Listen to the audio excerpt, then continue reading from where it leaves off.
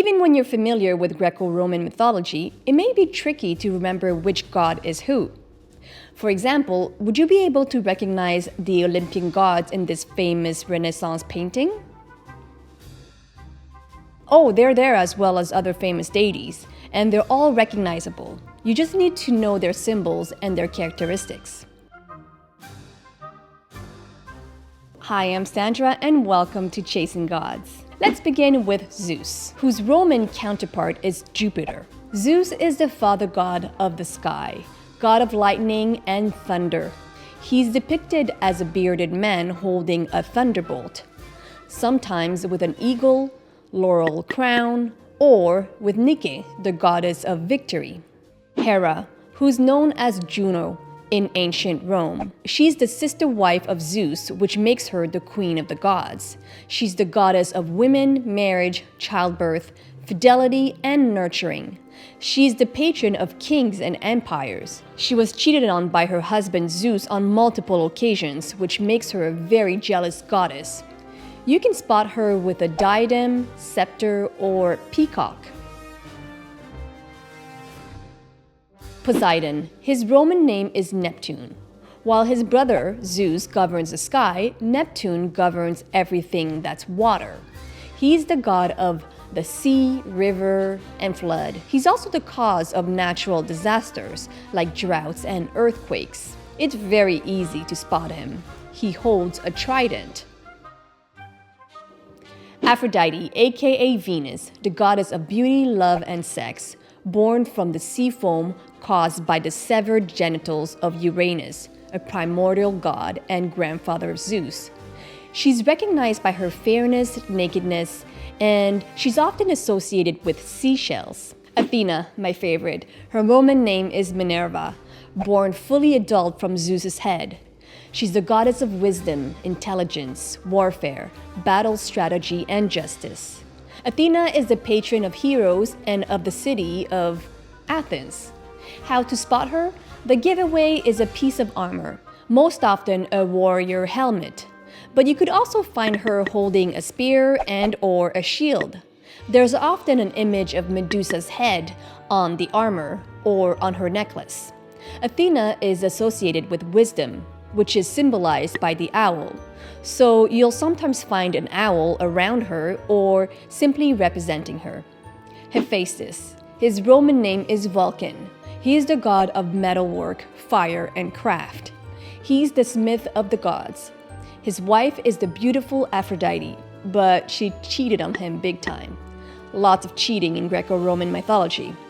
How to spot him? With a smith hammer, tool, or in the middle of crafting a helmet. Apollo. That's his name both in Greek and Roman mythology. He's the god of the arts and knowledge. He's also the god of healing and plagues. He's later identified as the sun god and equated to the Roman Sol and Greek Helios. His twin sister is Artemis. Apollo's symbols are the laurel leaf, the bow, and lyre.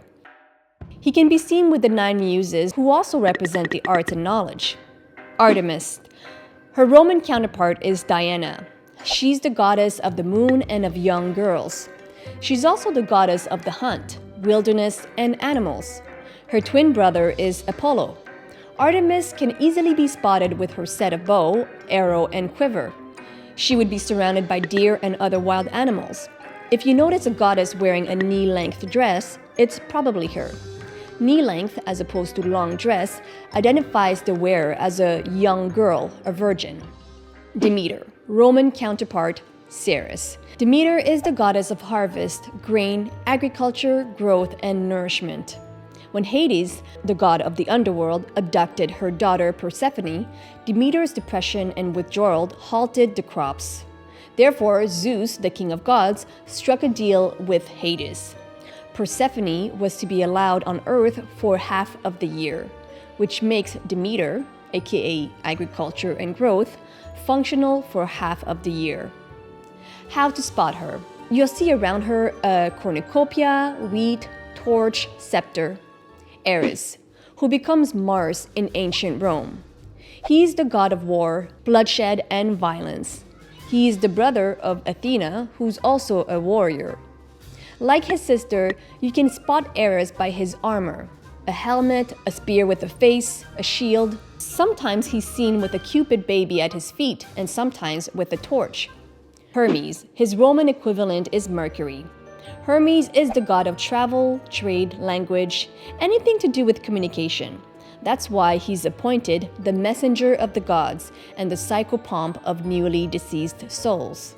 Hermes is also the ambassador of cunning and thieves. Interesting. How to spot him? His wings are the giveaway. They'd be attached to his helmet, his sandals, or his staff. Another prominent symbol of Hermes is the caduceus. If you see a Greco-Roman figure holding a caduceus, it's Hermes, or Mercury. Dionysus, also known as Bacchus in the Roman world. Dionysus is actually a demigod. He's born of Zeus and a mortal woman. Dionysus represents wine, ecstasy, and madness, really intoxication. He's also the god of vegetation, wilderness, and shepherds, and later the god of theater. He's known for being a foreigner. Dionysus was added to the Greek pantheon later on. He replaced Hestia. Dionysus is frequently depicted with grapes, grapevines, or grape leaves, sometimes fruits and vegetation. These items would adorn his head, his staff, or his environment. A lot of ancient art shows him holding a cup of wine or drunk, leading a procession of panther, lion, and other wild animals, and satyrs.